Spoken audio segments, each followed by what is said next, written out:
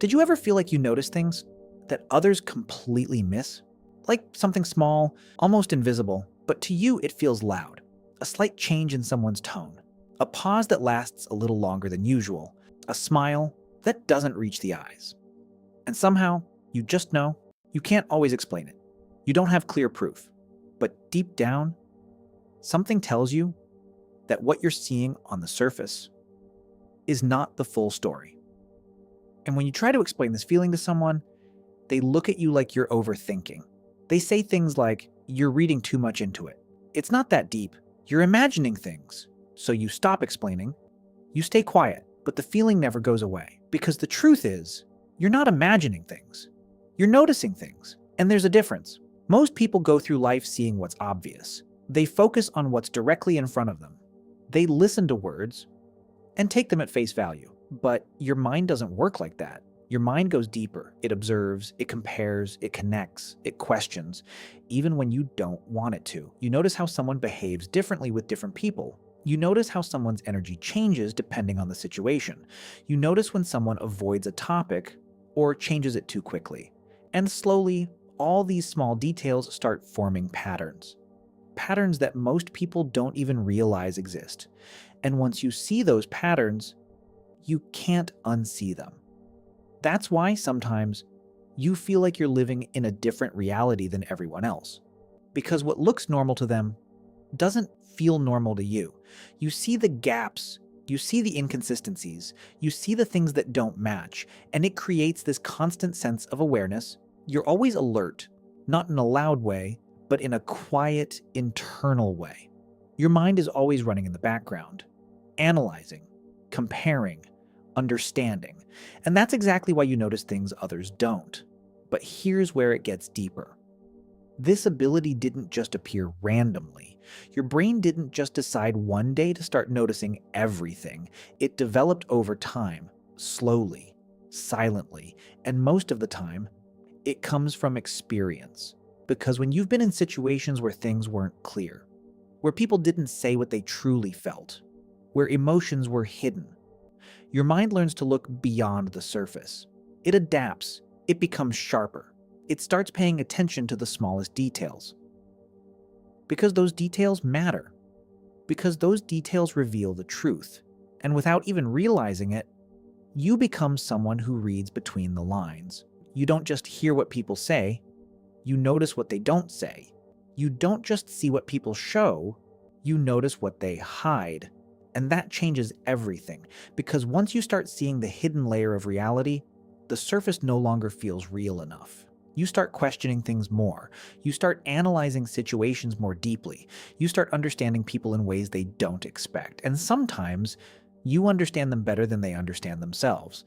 But with this awareness comes a cost, because noticing more means feeling more. You don't just see the good in people. You also see the fake, the forced smiles, the hidden intentions, the subtle manipulation. And your mind doesn't ignore it. It holds on to it. It replays it. It tries to make sense of it. And sometimes it gets exhausting. Because while others move on quickly, you stay stuck in analysis. You think about what was said, how it was said, why it was said. You try to understand the deeper meaning behind simple interactions. And even when you find the answer, your mind doesn't stop. It keeps going. And that's why you often feel mentally drained. Not because you're doing something physically difficult, but because your mind is constantly working, constantly processing, constantly noticing. And the hardest part is, most people don't understand this. They don't see what you see. They don't feel what you feel. So when you react to something they didn't notice, they think you're overreacting. But you're not. You're just reacting to something they didn't even realize was there.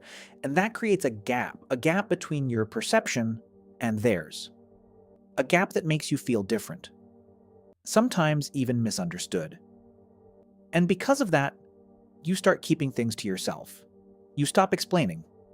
You stop pointing things out. You just observe quietly. And over time, this quiet observation becomes a part of who you are. You become more reserved, more selective, more aware. You don't trust easily because you've seen too much. You don't open up quickly because you analyze deeply. And you don't connect with just anyone, because you're looking for something real, something that matches what you see and what you feel. But here's something important you need to understand. This ability is not a weakness. It's not something you need to fix. It's something you need to understand. Because the same awareness that makes things difficult sometimes is also what gives you an advantage. You can read situations better. You can understand people faster. You can protect yourself from things others don't even notice. You can see red flags early. You can sense when something is not right.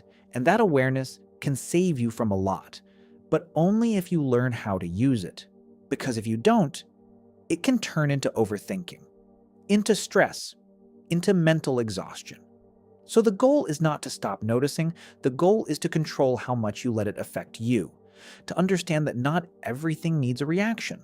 Not everything needs deep analysis. Sometimes it's okay to notice something and let it go, because your mind will always see more. That's just how it works. But you don't have to carry everything you see. You don't have to hold on to every detail. You don't have to solve every pattern. You can choose what deserves your attention and what doesn't. Because once you learn that, your awareness becomes your strength, not your burden. And suddenly, the same ability that once overwhelmed you starts helping you understand, helping you connect, helping you navigate life with more clarity.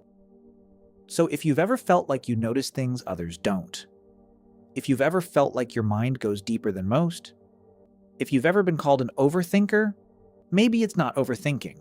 Maybe you just see more than others. Do you agree that noticing small details is a sign of intelligence? Type yes or no.